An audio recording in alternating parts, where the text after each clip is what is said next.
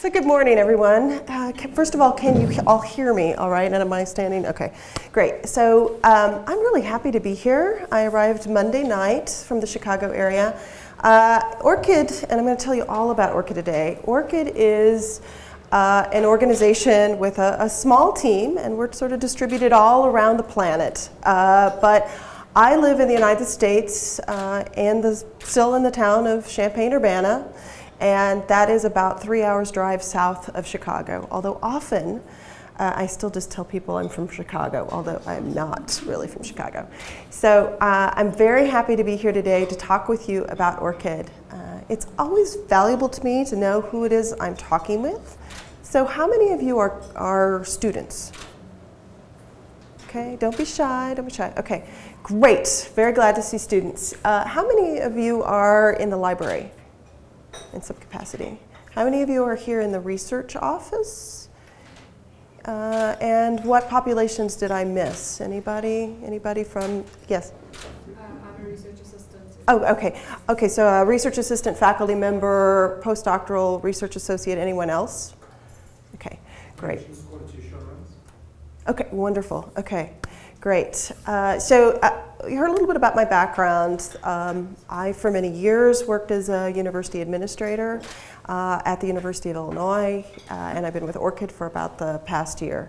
So what I'm going to do today is I'm going to tell you about ORCID, talking a bit about what the initiative is, why I think it's a really exciting thing for you to think about, and my presentation today is intended for all of you, even though you're coming from this from different perspectives.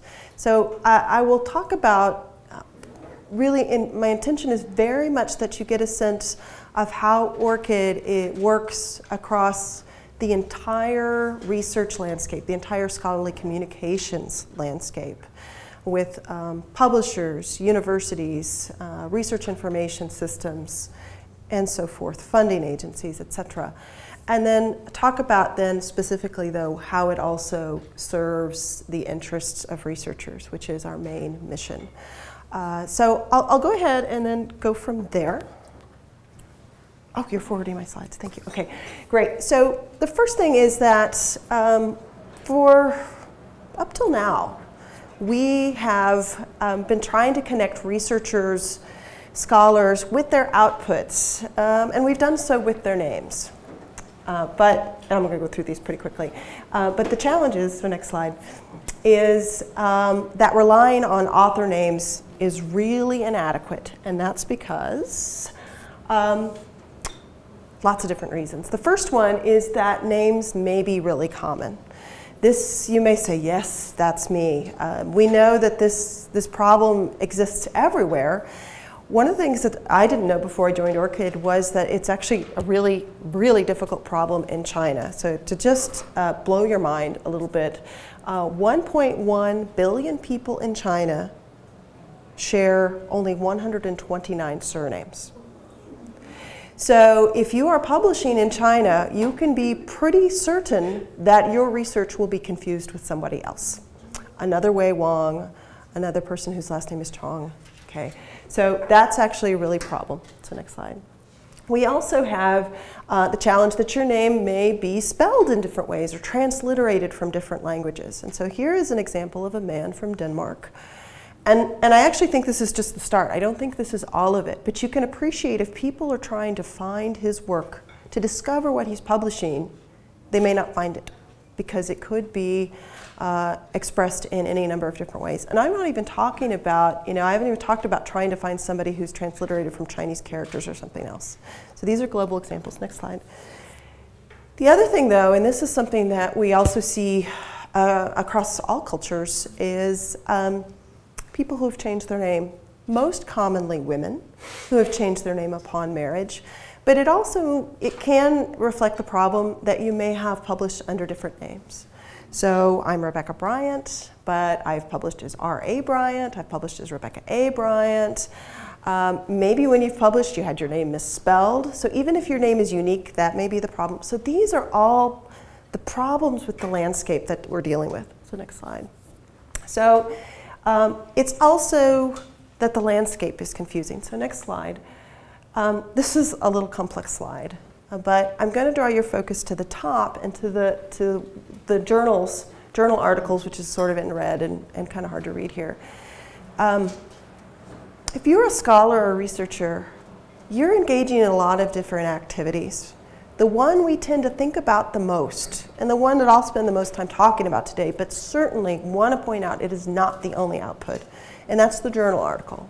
Really, that's the important output in the sciences. That tends to be the thing we're measuring the most. But I have this slide to draw your attention to the fact that that is not the only thing. There are lots of other things depending upon what your field of research is. If you're a humanist, and that's my background, the monograph is really important, or perhaps book chapters. But if you're a biomedical scientist, it may be protein structures, or data sets. If you're a physicist or astrophysicist, it's going to really be large data sets. And there's increasing pressure from federal agencies in countries around the world to be sharing that data as well as the publications themselves. Another thing that's listed on here is reviewer service. This is something that scholars do throughout their career, that they participate in the peer review process, but they get very little recognition for this process, and I'm going to talk back to this. So one of the things that we're thinking about at ORCID is that we're talking about publications, we're talking about journal articles, but we're wanting to really be very thoughtful and to talk about them broadly, and that's why I will use the term works, because we're using the term works to talk about all of those scholarly outputs and contributions that people are making throughout their career. Okay.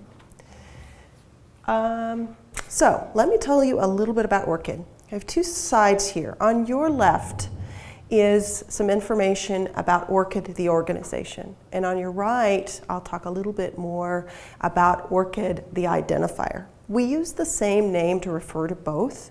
It means it's really the same thing, but it can be confusing because of that. So ORCID, again, stands for the Open Researcher and Contributor ID. As an organization, we are a nonprofit, non-proprietary organization. And we work across all national boundaries and all disciplinary boundaries. We, as a nonprofit organization, our goal is not to make a lot of money. Our goal is to make enough money that we can continue to sustain ourselves and provide the research community with the service that we provide. We do that through fees, annual fees, membership charges that are requested of organizations that use our API. So I'll talk a little bit about the API in a minute, which stands for Application Programming Interface. So I'll double back and talk a little bit about that, and I'll talk more about who our members are. The ORCID ID itself is a 16-digit identifier. It's unique, it's persistent, and it stays with a researcher throughout their career. The bottom of the screen you can see is my 16-digit ORCID ID. It's represented as a URI, so it's not just sort of the freestanding 16 digits because then we don't know what it refers to.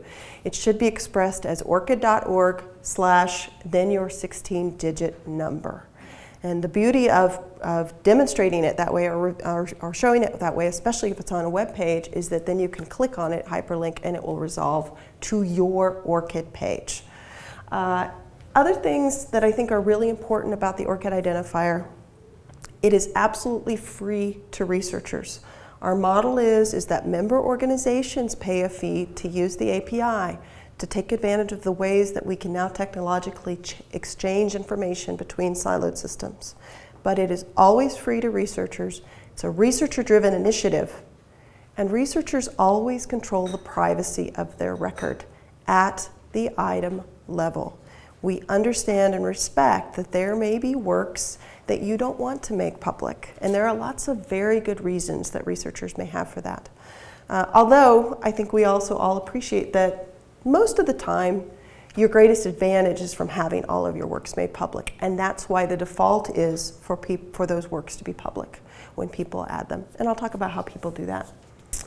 The goal is for this ID not just to be something that you get and then exists sort of in a vacuum.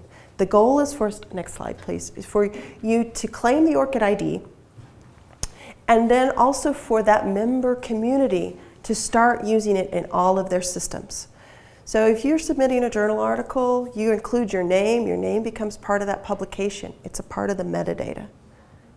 What we are doing is having, in addition to your name, you have a unique identifier that better distinguishes you from all other people. That's a part of the metadata for that publication, for your grants, for all of the other things. And the goal is, and for all of these different siloed systems, they all begin using the ORCID identifier. We begin collecting at the point that you submit a grant or you submit a publication. It can flow through the system, but also, because we use APIs, that information can be exchanged more easily between systems. Because it's possible to be exchanged, that means we can spend less time collecting the same information over and over and over as researchers, also as institutions, and we can share that information much more seamlessly, saving us time, saving us energy, and saving us money. So let me talk a little bit about APIs. This is probably something some of you are familiar with. It probably may be new. How many of you use Facebook? Okay, so a lot of you. How many of you use Google? Or let me say Gmail or Google Plus or something like that. Okay, so have you ever seen where you've been using an application that says, do you want to log in with your Google or your Facebook? Okay, have you ever done that? Most of them, yeah. Yeah, okay, you've used an API because that is a system that using an OAuth sort of programming interface allows you to actually exchange information between systems, to allow two different systems to talk with your permission as a user. So you actually already have a high familiarity with this if you haven't actually heard the term before. And if you're a technical person, then you're saying that was probably a very high-level description. But because we partner with member organizations, and because we're an open, non-proprietary institution, we will partner with any member of the community, proprietary, not-for-profit, open. Everyone is welcome. It's very important to us, and the only way this initiative will be successful is if we all use it, and if we are open to everyone using it. We have to all use it. So next slide, please. So ORCID is a pretty young initiative. We launched the registry of ORCID identifiers, and people could begin claiming and registering for their own ORCID ID in October of 2012. So a little more than 18 months has passed. During that time, 750,000 people from every country on the planet have claimed an ORCID identifier. Also during that time, 140 organizations have come forward and have joined us as member organizations that are paying an annual fee and that are using the API and embedding into their systems. And I'm going to talk some more about examples there. What you can see from our growth from the chart on the left is in the lighter blue is that you can see that that's the largest number of people who are coming and are registering for an ORCID ID. What that really means, and I think I have there, it says trusted party. That really means that these are people who are seeing ORCID because they're submitting a manuscript to a journal and they're being requested to include their ORCID ID in that. Or maybe they're submitting a grant to a funding organization that's asking for or possibly requiring an ORCID ID for grant submission, and they're going there. So people are really learning about ORCID and are engaging with us for the first time primarily through the API, through other organizations that are already using ORCID. Smaller percentage, that blue, the darker blue that's above it, are people who may be like you today, because you can just go to orchid.org. You can do that during my presentation if you have a device and internet access, and it will take you about 30 seconds to get your ORCID ID. So there's people who are just doing that independently. That's how I got my ORCID ID. And then that small orange sliver that you see sort of bump up March of this year are organizations, universities primarily, that are partnering with us to use the API to actually create ORCID IDs on behalf of their faculty or their grad students, or sometimes both. That's something that's possible through the API, although each user still has to claim the record. And we saw a big bump in March when Texas A&M University in the United States created ORCID identifiers for its 10,000 graduate students. We've also seen that happening at other institutions in Europe, primarily in Spain and Hong Kong and others in the United States. Other things to point out here is that we have representation from the entire research community. About 40% of the organizations that are members today are universities, research institutes, medical centers. About 25% are publishers. So there's sometimes this myth that ORCID is a publishing initiative. Not so. I actually expect, because there are so many universities, and universities have so much to gain, and that's very much actually where the researchers, scholars, grad students are living, we expect that engagement and that percentage to increase quite a bit. But also we have funding organizations, about 7%. That number is probably going to stay pretty steady because there just aren't as many of them. But also sort of repositories and other professional societies as well. Last thing is on the bottom, about half of our member organizations are from the Americas, and about 35% are from Europe, Middle East, and here in Africa. Most of that is from member organizations in Europe. And then about 15% is from Asia. I expect that Asia number in particular to grow. Not surprisingly, because as I described earlier, some of the problems with names in Asia are particularly acute.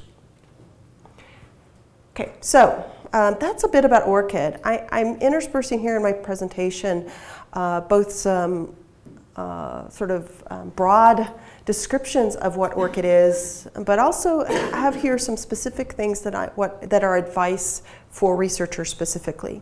This advice also may be useful for those of you also who are librarians, who will find yourselves advising people on their ORCID ID. So the next thing is that when you register for your ID, you have the opportunity to create your ORCID record. This is a very well filled out ORCID record for Todd Vision, who's a faculty member in the United States at the University of North Carolina. And what you can see is that circled there at the top, there is his 16-digit number displayed. And you can see that he's included his affiliations. He's included his PhD, his educational background. He's also included his current employment. If we were to scroll down on this page, you would also see that all of his research works, and that includes for him both publications and data sets, are also included in his ORCID record. And the final thing is on the left, you can see that he actually has linked to other identifiers. He's not just imported, he's actually linked. These systems are actually connected and able to talk both in the past and actually in the future. So he's linked to other identifiers such as the researcher ID identifier, which is available through Thomson Reuters within Web of Science, also Scopus identifiers, and etc. Okay. So I encourage you to go to orchid.org. All you need to create an ORCID identifier is first. Well, actually, I say first and last name, but we just need your name. And for some people, actually, they only have one name, and you can do that. So your name, your email address, and a secure password. ORCID does not, and very intentionally does not collect a lot of private information. Okay, that's what we collect. And that's what you need to create a record. And so 30 seconds, boom, you have your own unique number. You will receive an email address that you have to verify.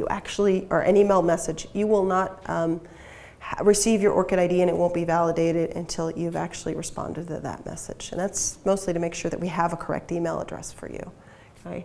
And then you have then the opportunity when you create that record to say, here is the default I want for anything new to my record, for how I want it to be displayed to the world. I can make everything public, I can make everything private, or I can choose an intermediate sort of view where everything's is dark, but I still am willing to share it with those organizations who are using the API and who I'm trusting to share information with. That might be my university, that might be the Scopus database, and you'll get a better sense of what those are. The default is public because people want the greatest sort of exposure for their work. There's the greatest benefit. But even if your default for all of your works is public, you can choose at the item level that you want something to be private or that you want something to be just trusted party. Okay, next slide. So the next thing, and then I'll talk a little bit more about why this is really important. We encourage you to add additional email addresses. That way you can log in with any email address and just leave them there. I don't think there's any reason to have to delete them, but include them, and that's useful because then you can log in with any of them. You don't have to remember which one you used to set it up. But also we encourage you to include variants of your names. So as I said earlier, I've published as Rebecca Bryant, R.A. Bryant, Rebecca Ann Bryant. All those variants of my name are sort of here. Include them, because I'm going to talk in a minute about how you can link to previous publications through searching in different databases. But you can only discover those works if it knows to look for your name. It's looking for your name. So if it's not looking for the different names you've published under, then it may not find those works and you may actually be disappointed. So go ahead and make this a first step. Okay, next slide. And then while you're there, also I encourage you to go ahead and add your education and affiliation information, your education and employment. As we move over time, we're expecting more and more institutions to actually use the API to provide a validation of this information. I think the community is very interested in this. So an example could be that the University of Johannesburg could use this to indicate that you are currently a faculty member, or you've been a faculty member for these dates, or that you're currently a postgraduate student, etc. Okay? So those are all things that can be communicated through the API. So let me come back here and talk a little bit about how organizations are using ORCID. And I'm going to talk about 4 different groups of organizations. And I realize these quotes are pretty impossible for you to read. I'm going to talk first about research funders and how they're using ORCID, and then follow up with publishers. Talk briefly about what I think are extraordinarily exciting things for scholarly societies, professional societies, and then conclude with talking about how the university community is also using ORCID. Okay, next slide. Okay, so within the funding community, funders, funding agencies, are encouraging the adoption of ORCID identifiers. So I have a couple 3 different organizations that are represented here. One is the National Institutes of Health, one is the Wellcome Trust in the UK, the National Institutes of Health is in the United States, and then the third one is actually the European Commission. So when I learned about ORCID, I was still a graduate dean at the University of Illinois, Urbana-Champaign. And I first heard about ORCID because I was watching a webinar of this thing that the National Institutes of Health was doing on preparation of scientists, biomedical workforce. It's called the Biomedical Workforce Task Force. You see that represented here. And not surprisingly to me, one of the things that emerged from that task force, which was trying to say, are we actually preparing people for the careers they're going into? Where are they going? And then they realized, we don't know, because we don't really know where they're going. We can't track them. Their names are all different. They're going all over the planet. We don't know. So actually one of the core things that came out of the Biomedical Workforce Task Force and recommendation of the National Institutes of Health was we need unique identifiers that are global because that are global and mobile because our scholars are global and mobile, and that will follow them throughout their career. This will help us have better outcomes tracking. This will help us have information that actually informs us about where people are going. And then we, as an agency, can actually make better decisions about are we really preparing people in the way that we need to. Because we don't really know what they need because we don't really know where they're going. So that's coming from the United States. The European Commission has also made a similar recommendation for the adoption of ORCID identifiers. Next slide. And so within the funding community, you have a number of different organizations that are already ORCID members. So everyone here is actually an ORCID member organization. The ones sort of on the top are United States institutions. So you have the NIH. You also have the Department of Energy and the Food and Drug Administration. NIH and DOE are both now have incorporated ORCID into one or more of their systems. DOE is actually requesting it for grant submission.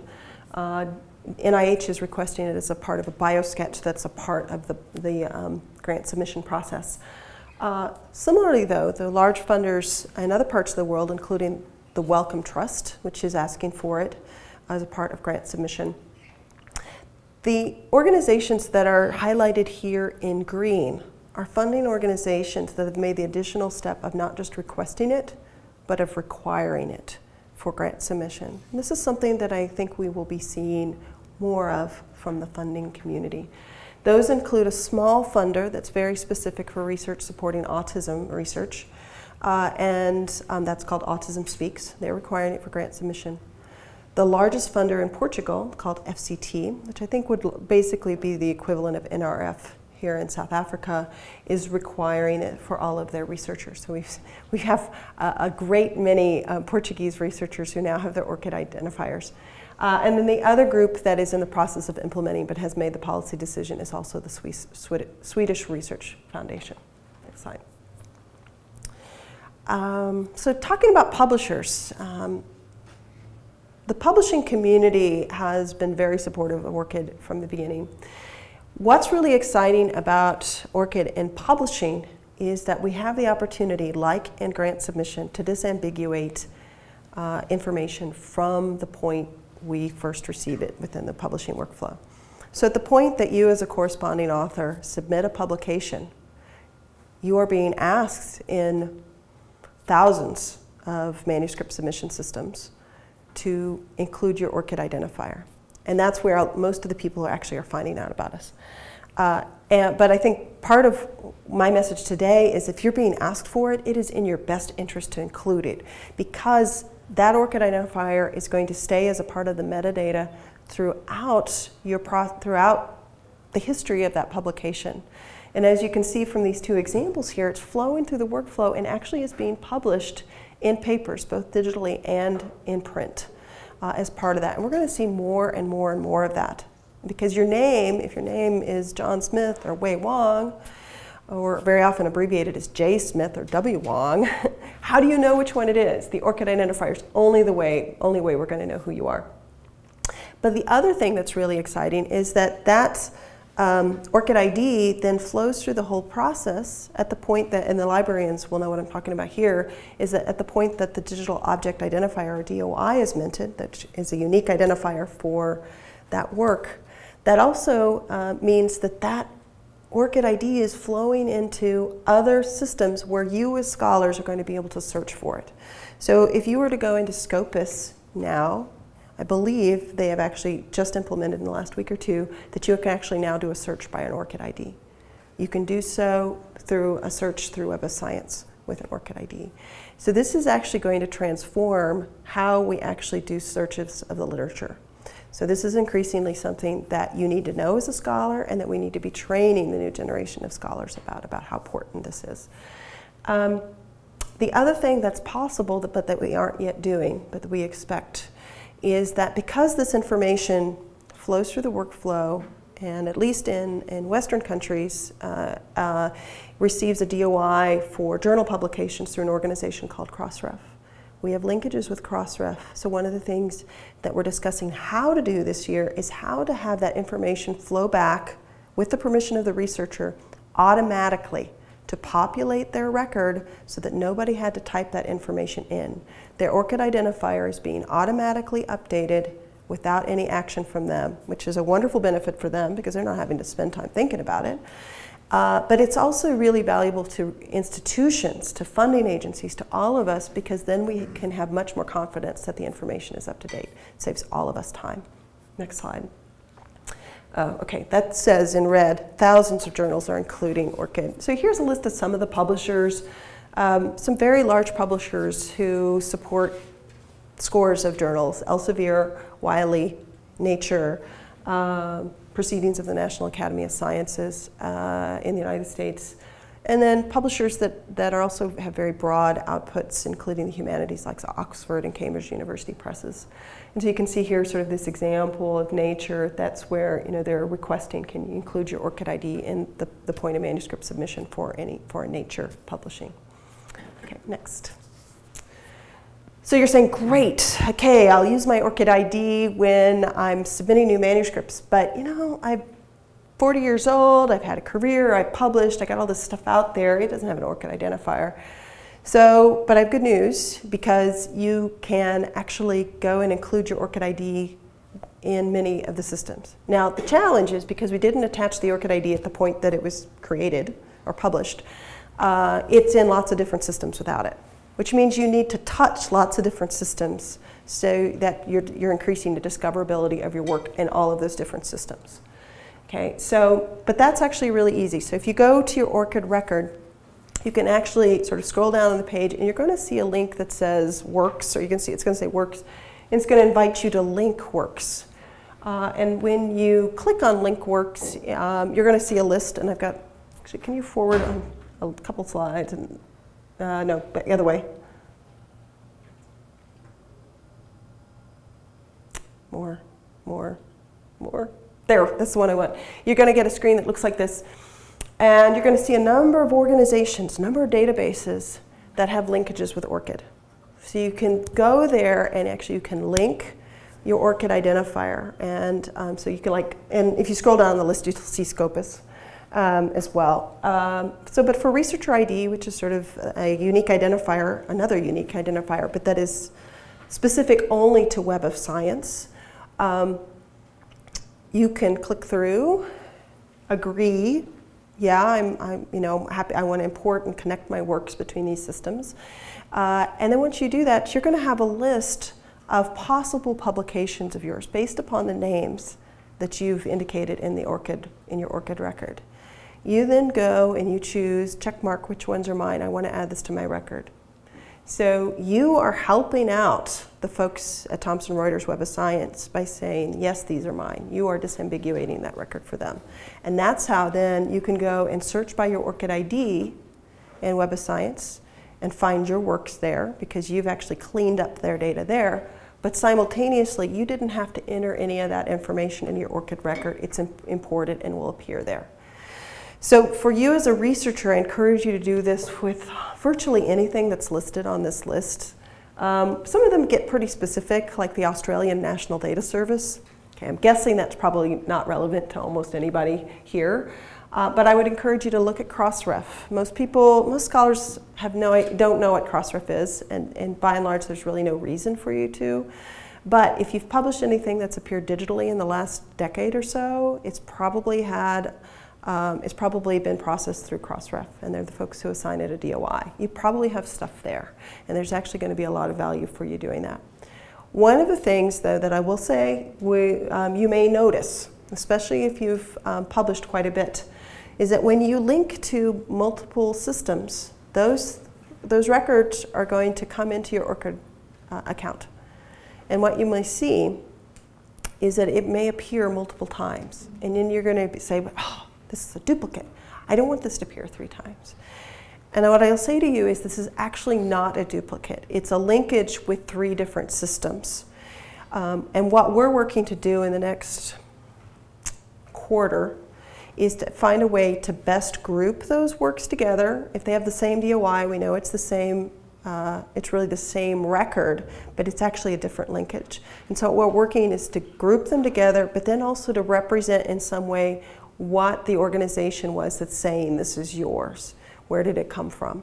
And then increasingly, that may also include universities and others. So I think that that's also going to add value. Can you go back one slide? Oh, okay, and one other thing. Oh, with publications. I mentioned reviewer service earlier. So if you've been a reviewer in the peer review process, whether it's for publications or funding, for grants, agencies, etc., it's probably blind, not always, but often, or perhaps even most often. But also because of that and because of just some challenges with sharing information, you basically have gotten no credit for that. Maybe there's some announcement with a list of people who were reviewers in a December issue of a print journal, but really not much acknowledgement of that. But technology and a unique identifier actually mean that we can actually look at things a little bit differently. There's some exciting opportunities here.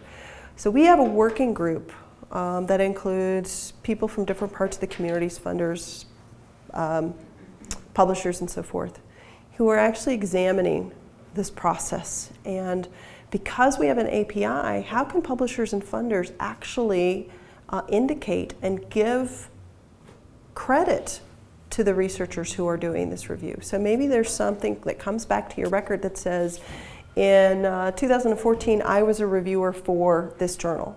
Of course, we wouldn't include the specifics. This is often still blind review. So there's anonymity about exactly what journal article you reviewed or whether it was accepted or not. But there would include something from the American Chemical Society or the National Institutes of Health or NRF that you were a reviewer and that you provided that service. I think this is actually really kind of exciting and transformative. So we will probably have a report in the next 4 to 6 weeks, depending upon what the recommendation of that group is. Then we're going to begin implementing that. So that's something that I'm hoping we'll see in the next few months. It sort of depends upon what the recommendation is and how we need to solve that problem technically. So next slide. Next slide. Next slide. Okay, so you've linked your works, but in the process of linking your works, you said that there's some stuff here that's not there. The book that I published or the book chapter. And there's going to be a lot of things that probably aren't there. We have this list of search and link wizards that you can use. Those are not the only ones that are going to exist. There are more that are always in development. And there may not always be the ones that are the ones you really need for your discipline. Again, my background's in the humanities. We don't have a linkage yet with WorldCat. That's something, OCLC is on our board of directors. I know that that's something they're very interested in. I'm very hopeful that's something that will be seen in the near term. So, but in the meantime, you can add your works manually and indicate them there. So that's something we encourage you to do. Next slide. Okay, so that's a little bit about publishing and what researchers can do. A quick note about professional societies. Professional societies have a lot of the same problems that funding organizations or universities or publishers have, is that we have lots of different processes and we have lots of different systems. But we don't always know if we're talking about the same person between the different systems. And I'm sure that never happens here at the University of Johannesburg. But they are very interested in being able to use the ORCID identifier not only in their publishing systems, which many large professional societies have a publishing arm, but also using it to have better information about who their members are, to being able to use it for conference registration, to use it for abstract submission in conferences, and then also to be able to better exchange information within their own systems and to know that they're talking about the same person. Because you can appreciate even, they're trying to find reviewers for a journal article. They have a potential reviewer whose name is John J. Smith, but the article or the submission that needs to be reviewed is by J. Smith. Okay, how do you manage, how do we know? And there's a lot of conflict, management of conflict of interest issues that sort of need to be addressed there, but having a unique identifier actually can help simplify a lot of these processes.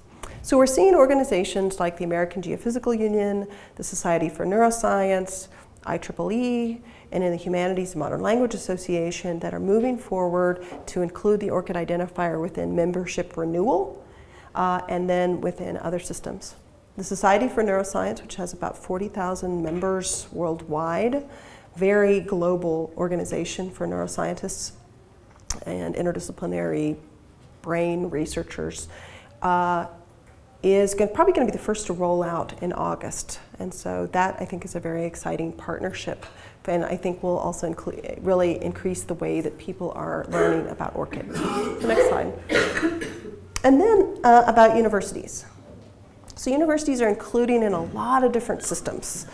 They're including into researcher information systems that are sort of behind the scenes to some extent, but that are very important for research organizations to understand what their researchers are doing, what their outputs are, what their productivity looks like, where are they getting grants from, and so much more. We're seeing incorporation into those systems. We're also seeing incorporation into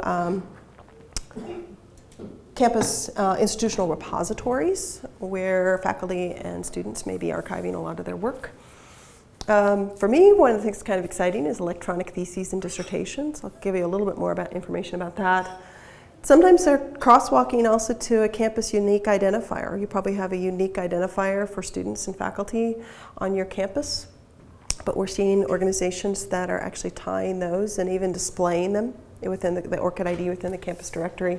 And then again, also indicating through the API, organizations can, if it makes sense at their institution, help to encourage the adoption by their faculty and students by actually creating the records for them. Next slide. So a little bit about some of the universities that are using ORCID. On the left, I have a lot of US institutions, and frankly, there are a lot of US institutions. But you can see within that list, we have some Ivy League institutions like Harvard, which is included into its faculty HR system, but also a lot of very large publicly funded institutions like the Texas A&M or University of Colorado or University of Texas. Worldwide, we've seen a lot of interest in adoption across Europe, Hong Kong, Taiwan from universities, also increasingly from Australia, like the University of Sydney. Next slide, please. We've had a couple of grant-funded projects that have really helped to demonstrate how universities are using ORCID. The one in the United States, which is will soon be wrapping up, was supported by the Alfred P. Sloan Foundation. And through that, we were able to fund many grants to 9 institutions. And what they did was that they incorporated ORCID into a number of different systems. And a lot of actually what they were trying to do was not just pilot it in their system, but also to make updates to the source code for the open system they were using, like a DSpace repository or like Hydra plugins for Fedora or other types of repository tools. So that means that not only have they integrated into the institutional repository at the University of Missouri, but that other institutions that use DSpace, so librarians probably know what I'm talking about, that use DSpace can then also find that a lot of that legwork is done and it should be pretty easy to integrate. Also done for research for open source researcher information systems like Vivo that are being used around the world. And then also doing things like integrating into electronic theses and dissertations. We have another project that just kicked off in May, last month, in the UK, and that's funded by JISC and ARMA. And similar kinds of use cases, we're seeing them integrating into researcher information systems, usually called CRIS systems, Current Research and Information Systems in Europe. But also integrating into things like ePrints, so another repository tool, also into ETDs, but then also collaborating with in the publishing community. And University of Oxford is collaborating with OUP, Oxford University Press, not CUP, so that's a typo. Next slide. Here's just a kind of an interesting case study because it uses lots of different things. So Texas A&M University used the API to create ORCID IDs for all of its grad students. Very large graduate population there. But one of the things they're also doing is they're actually really requiring that ORCID identifier as a condition, something that you must include as part of your dissertation deposit. You have to include your name. You need to include your ORCID identifier. So they did this for their May graduation period that just ended. And then part of what the next step is they can use the API to actually share that information back to those students' ORCID IDs so that their dissertation actually appears in their ORCID record. So it's actually a really exciting way about how universities basically act as publishers, but they can use that to share that information. The other thing that's also, I think, of a lot of interest, and you can go to the next slide, is that Texas A&M is actually very interested in this for some of the same reasons that the U.S. National Institutes of Health is very interested, is that they have a difficulty knowing where their graduates go. They have a very large international student population. They have a lot of scientists who go into postdocs. The population's very mobile, and there's a lot of increased interest from the Texas government, from the U.S. government, funding agencies, and from the institution itself to have a better sense of, are we preparing people for the careers they're really having? So ORCID is a tool that can help them better understand where people are going with less effort. So they want to make sure that everybody has an ORCID ID before they leave their institution, and most importantly, that they know what it is.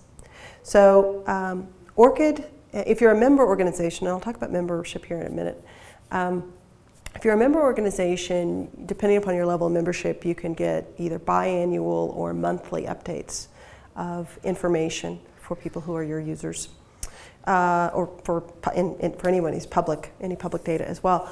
But because we're an open organization, because we want to work with all members of the community, whether they're members or not, we also release an annual public data file.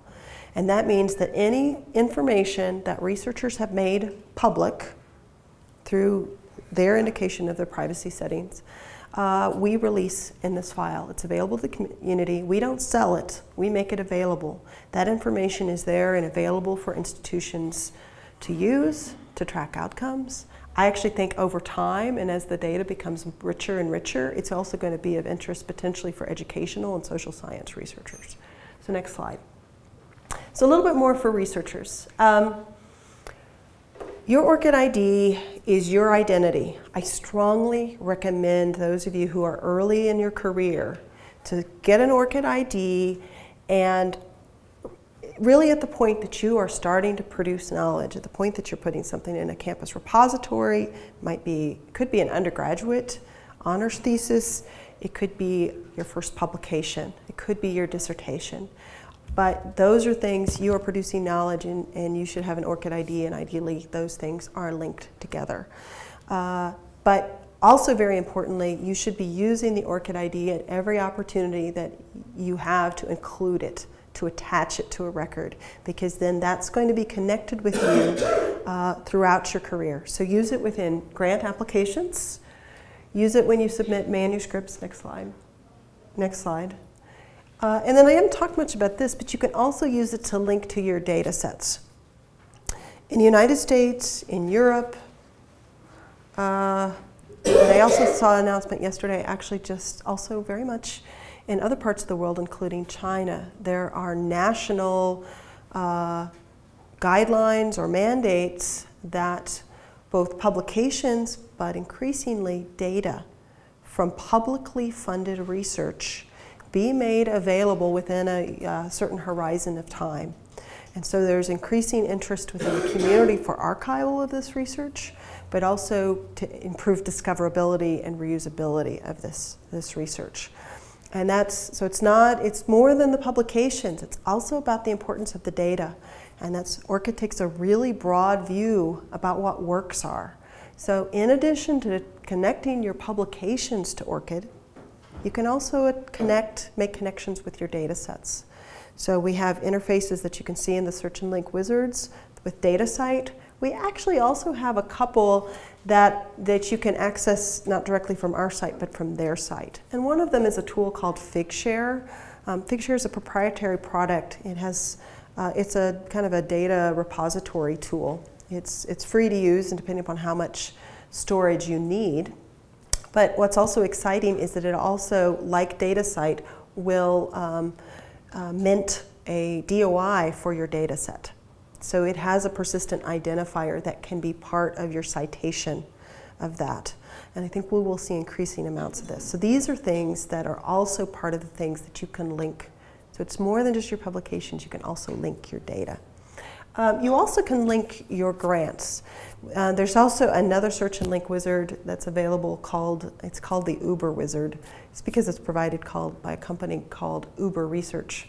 And they provide a list of, it's a database of grants that have been received at this point primarily by a US and European and some Canadian funding organizations. They are always looking to increase what's in their database. So I don't know that at this time they have anything from South Africa, but I know they would be very interested in having that information. But if you've had grant funding or the PI on a grant for something from another agency, you actually can connect and include that also within your ORCID record. I think we'll continue to see these opportunities grow. Next. Also strongly encourage you to think about your ORCID as part of your scholarly identity. It should be included on your business cards, on your email signature, put it on the top of your CV, include it on your website.